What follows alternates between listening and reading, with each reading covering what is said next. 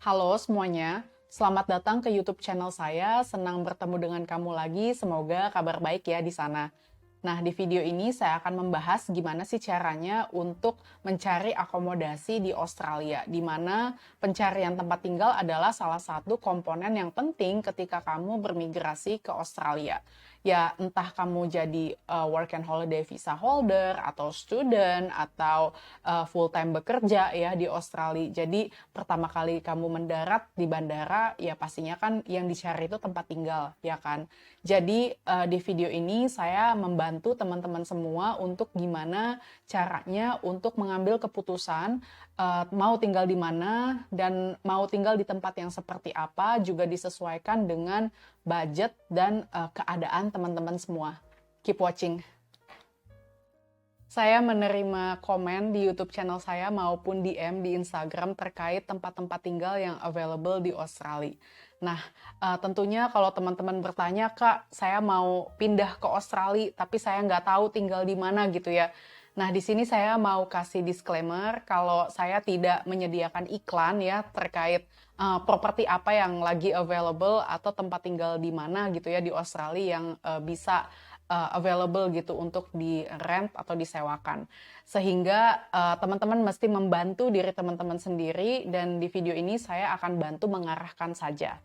Nah, video ini akan terbagi dua section ya. Jadi section yang pertama itu terkait pengambilan keputusan teman-teman mau tinggal di mana gitu ya, tempat tinggal yang ideal itu yang seperti apa gitu ya. Jadi kita akan memetakan sebelum kita pencarian gitu ya. Kemudian di section yang kedua kalau udah mantap, baru deh teman-teman bisa saya kasih tahu kemana aja gitu ya nyari tempat tinggal yang ada di Australia.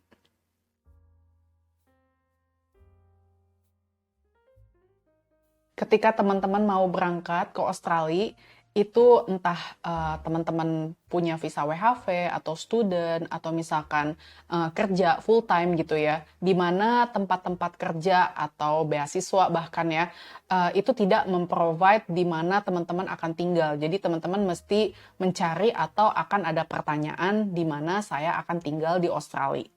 Nah, saya akan memetakan dulu ya, terutama untuk teman-teman WHV. Kalau misalkan student itu kan udah jelas ya kuliahnya di mana gitu ya, atau beasiswa. Nah, atau teman-teman yang bekerja juga udah jelas bakalan bekerja di perusahaan apa gitu misalnya kalau dapat sponsor. Kalau WHV itu kan menimbang-nimbang dulu gitu, state apa ya yang cocok. Saya sukanya panas atau dingin, cuacanya, atau saya lebih suka bekerja yang kayak gimana di mining atau gimana gitu ya. Nah, teman-teman untuk menimbang-nimbang nih kalau masih bingung gitu ya mau tinggal di state apa, teman-teman bisa tonton nih di sini ya. Di video itu jelas banget state apa saja yang sesuai dengan keinginan dan juga kebutuhan preferensi teman-teman gitu, karena saya sudah pernah datang semua ke states yang ada di Australia, jadi saya bisa kasih opini dan sudut pandang saya. Nah, ketika teman-teman sudah jelas mau datang ke state apa, kemudian teman-teman misalnya di New South Wales, teman-teman perginya ke Sydney gitu ya. Nah, di Sydney itu kan luas tuh, ada pusat kota, ada suburb gitu ya, atau daerah-daerah yang berdekatan dengan pusat kota gitu, atau lebih jauh lagi gitu ya ke masih suburb tapi kurang lebih kalau naik kereta ya 1 jam gitu ya. Nah, ini tergantung situasinya teman-teman gitu. Kalau seandainya teman-teman memilih untuk tinggal di tempat yang dekat kampus, itu lihat dulu kampusnya ada di mana gitu ya, daerahnya. Jadi teman-teman harus familiar dengan yang namanya map gitu, maupun yang ada di apa namanya Google Map yang di komputer gitu atau di handphone gitu ya. Jadi bisa lihat, oh ini suburb ini cocoknya di sini gitu ya. Atau disesuaikan dengan tempat kerja. Nah, teman-teman juga bisa menimbang-nimbang apakah saya mau hanya jalan kaki gitu ya ke tempat kerja, atau misalkan kalau naik public transport itu berapa gitu. Karena begini, ketika teman-teman tinggalnya di pusat kota itu kan pastinya ada kenyamanan ya. Karena banyak hiburan, tempat makan juga banyak gitu ya, banyak pilihannya. Sehingga akan ada kemungkinan harganya bisa jadi kurang lebih sama gitu.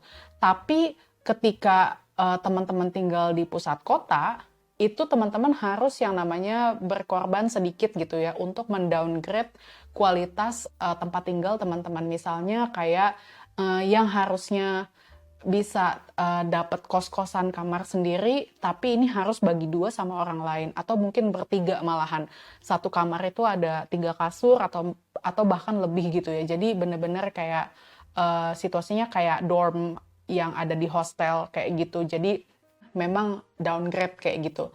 Tapi kalau teman-teman kepingin nyaman, saya mau punya privacy sendiri, tinggal maksudnya nggak apa-apa lah sharing sama orang, tapi punya kamar minimal sendiri. Nah, itu biasanya kalau tidak di pusat kota tapi mahal, atau ya teman-teman kalau mau harganya lebih miring ya pergi ke tempat-tempat seperti suburb gitu yang lumayan. Bahkan kalau makin jauh, semakin jauh ya semakin mungkin rumahnya lebih besar atau misalkan kayak gimana gitu. Jadi tergantung sama situasi teman-teman mau mengorbankan kenyamanan atau mau yang namanya lokasi gitu ya. Jadi supaya bisa tetap on time gitu ya, datang kerja nggak telat-telat melulu gitu misalnya.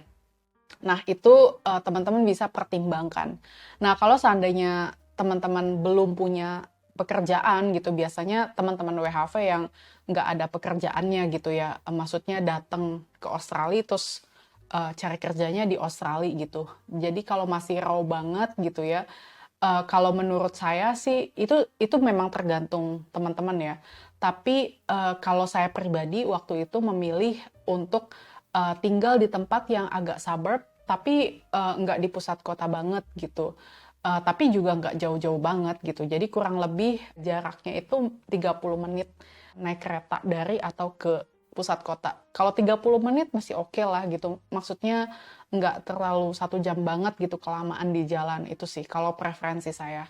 Kemudian kalau teman-teman udah tahu state apa, terus tinggal di suburb yang kayak gimana, kota atau pusat kota atau suburb gitu ya. Nah, kemudian di situ teman-teman bisa cari lagi gitu di map. Nah, di Sydney itu kan ada yang namanya suburb X, Y, Z gitu kan.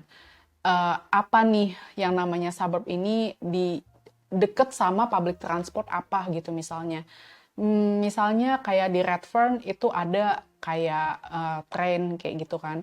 Tapi ada juga kalau ke Randwick itu bisa ada tram gitu. Jadi public transport apa yang bisa dijangkau kalau seandainya teman-teman pindahnya gitu ya atau tinggalnya itu nggak di pusat kota, atau teman-teman juga nggak punya mobil gitu ya. Nah, kalau seandainya teman-teman punya mobil, ya bisa bolak-balik naik mobil, dan biasanya sih kalau orang tuh naik mobil terus lanjut naik kereta karena parkirnya mahal gitu ya kalau di CBD. Kalau teman-teman aktivitasnya ada di CBD gitu ya. Nah, itu ketika teman-teman sudah oke dengan lokasi, kemudian teman-teman bisa sesuaikan dengan budget gitu ya. Nah, budget ini sangat ada range-nya gitu ya. Jadi nggak semua Australia, Kak, saya mau tinggal di Australia. Australia itu luas banget gitu. Jadi tempat tinggal yang ada di Darwin bisa jauh banget bedanya sama yang ada di Melbourne. Tempat tinggal yang ada di Melbourne CBD bisa beda banget harganya sama Melbourne yang ada di 40 menit dari kota misalkan. Jadi disesuaikan.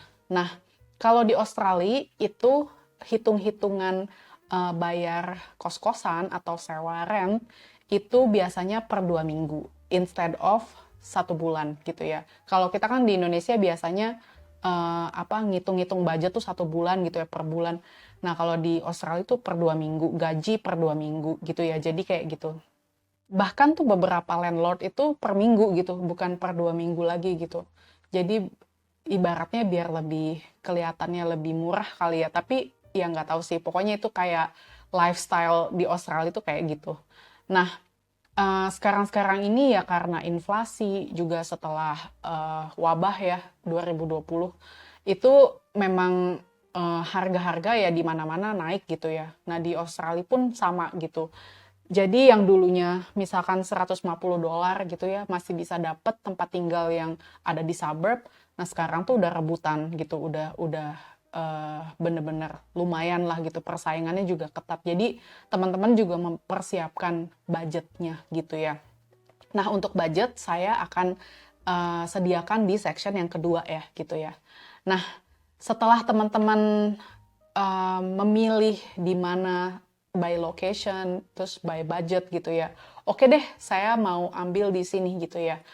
Nah, jadi teman-teman bisa mencari langkah-langkahnya sebagai berikut. Kita masuk ke section yang kedua.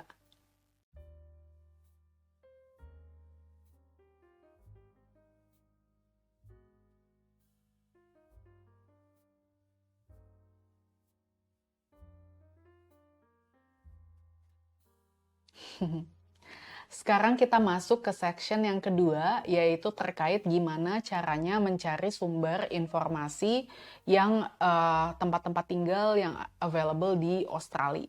Nah, katakanlah section yang pertama itu kita pilih Sydney ya, maka section yang kedua akan juga Sydney gitu ya, jadi supaya sekalian.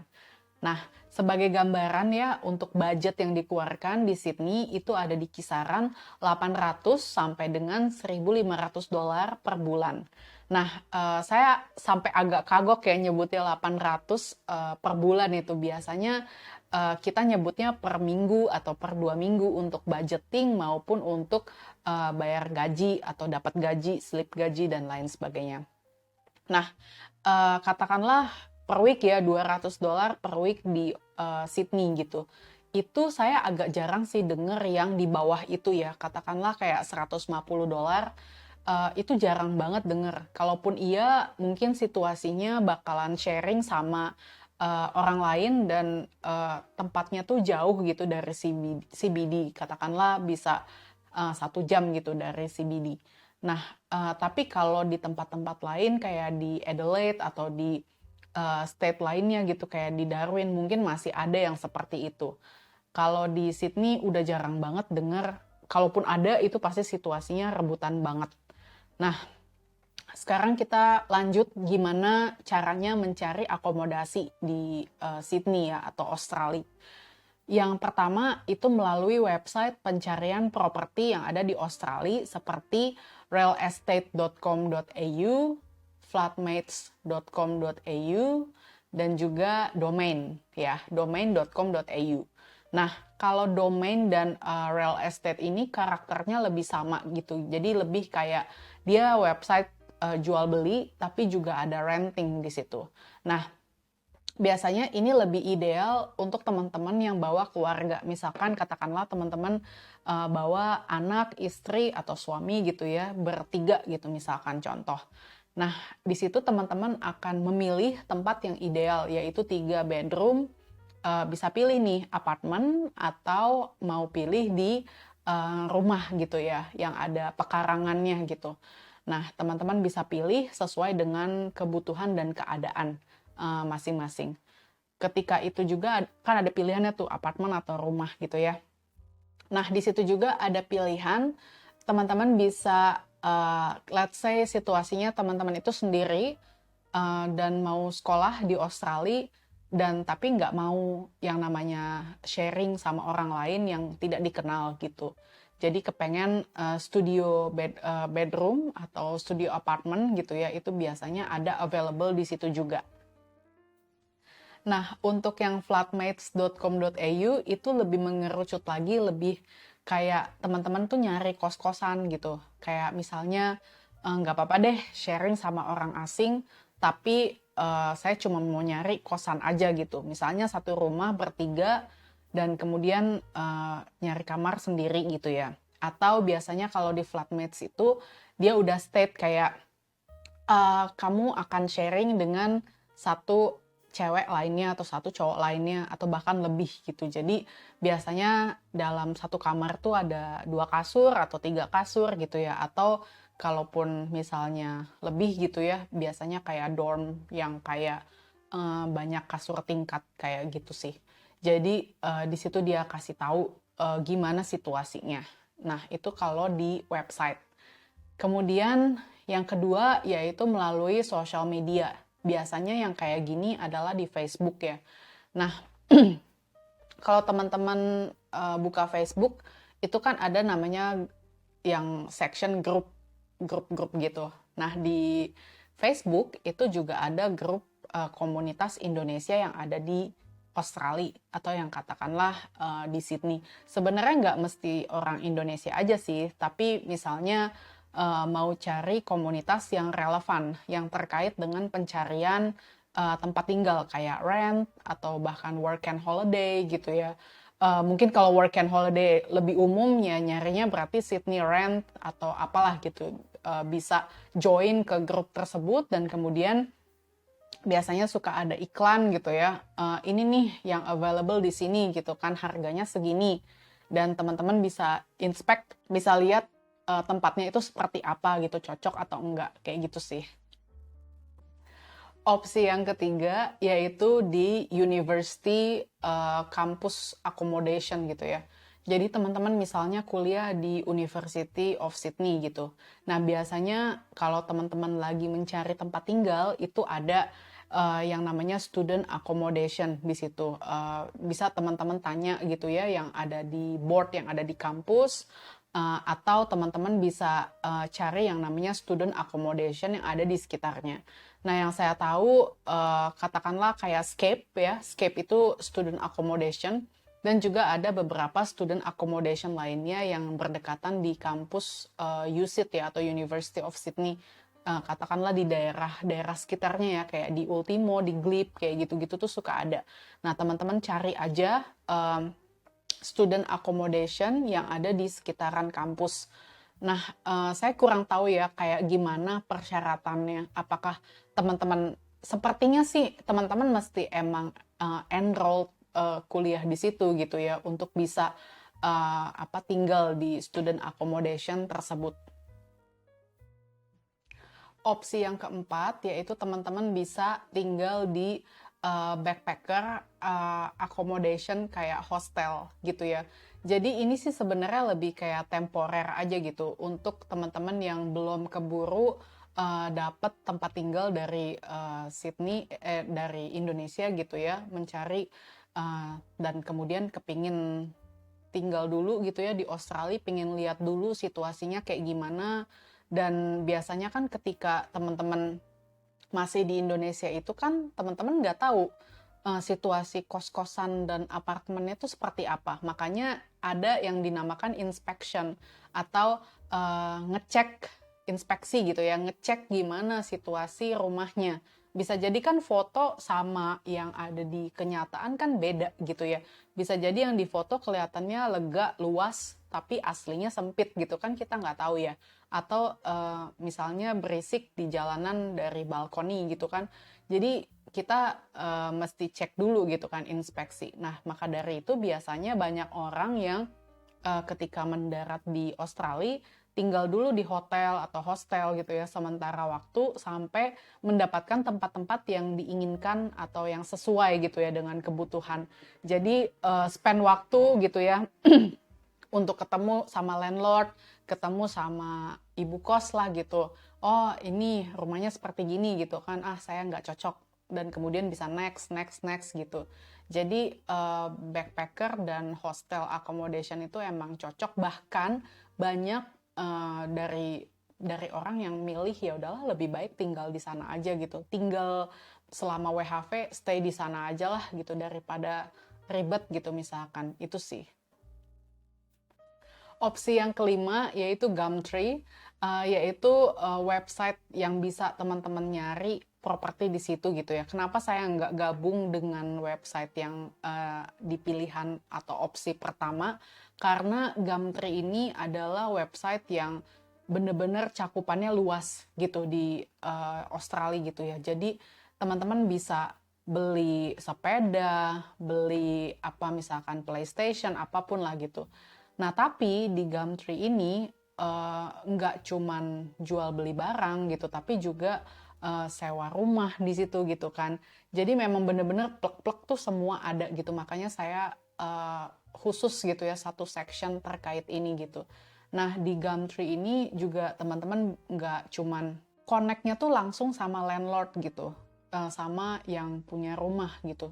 Jadi misalkan katakanlah mau shared accommodation nih, mau apa namanya tinggal bareng sama banyak orang, nggak apa-apa gitu ya. Tapi mau nyari satu kamar gitu. Atau misalkan pasangan gitu ya suami istri mau cari namanya kos-kosan gitu di situ. Nah itu bisa tinggal dicari aja gitu. Nah biasanya kalau kamu couple gitu ya, itu untuk couple charge-nya tuh lebih gede gitu daripada kalau kamu sendiri. Of course karena pemakaian listrik lebih banyak gitu kan, air lebih banyak gitu kan. Jadi juga di situ bisa disesuaikan gitu ya. Couple, family, atau single gitu sih.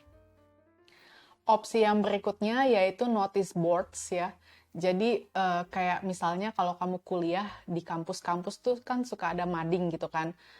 Kayak lowongan kerja atau misalkan iklan tempat tinggal gitu. Nah itu teman-teman bisa ambil informasinya dari mading tersebut gitu ya. Dan bahkan ini random ya, di jalanan saya pernah ngelihat kalau di lampu merah itu ada yang tinggalin iklan, jadi iklannya tuh bisa disobek gitu.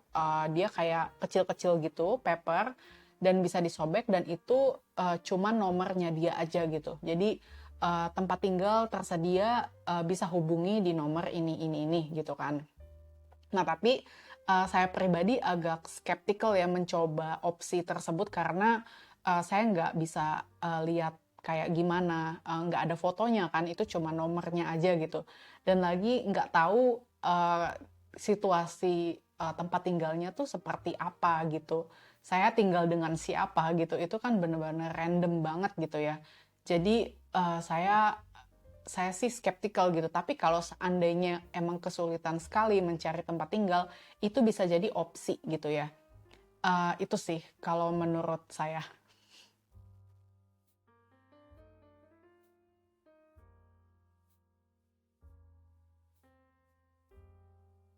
Ketika teman-teman mencari tempat tinggal di tempat-tempat tertentu ya, ini contohnya kayak satu apartemen, 3 bedroom gitu, teman-teman mau sewain semua gitu ya.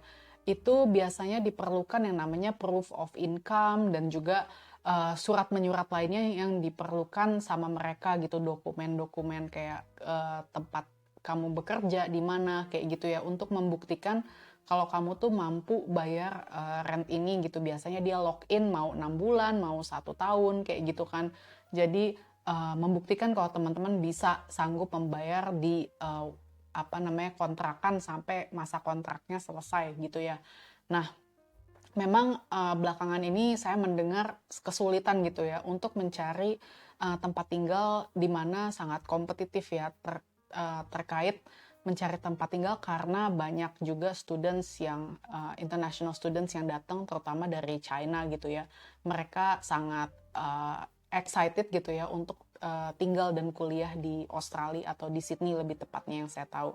Nah, memang Australian market itu secara properti gitu ya, pencarian tempat tinggal itu kompetitif, tapi saya berharap gitu ya teman-teman yang sedang hunting mencari tempat tinggal itu bisa mendapatkan tempat tinggal sesuai dengan yang diinginkan dan juga masuk ekspektasinya teman-teman. Jadi I wish you a good luck gitu ya. Dan terima kasih teman-teman udah nonton video saya sampai selesai. Saya sangat apresiasi.